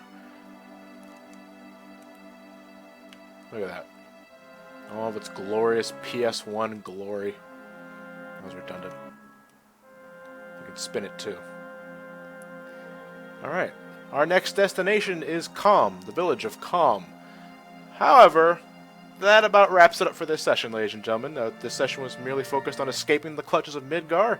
We're reaching about the 2-hour mark anyway. But I don't know when I'm going to have the next session. Let me save here, actually, before I say any of this. Okay. So for the next session of Final Fantasy VII, which I plan on having sometime around the end of the month, because I want to get back to working on videos for Somecallmejohnny and Brain Scratch, we are going to head to the village of Calm. We're going to have quite a lengthy flashback, and we are going to continue on. We might see some chocobos, might see a certain snake, not that snake, and we're going to get a move on, ladies and gentlemen. But I thank you all for joining me for this session of Final Fantasy VII, all 576 of you. On a serious note, I really do greatly appreciate you joining me for this session, guys. I really did have a lot of fun with this one. And it's good to get out of Midgar. Because now we got the world map, we got the main theme of Final Fantasy VII playing in the background. I absolutely love this this music. And, well, I'm looking forward to hearing it again and again as we go along. Alright, but with all that said, folks, thank you guys for watching. You guys have a great night, and take care, folks.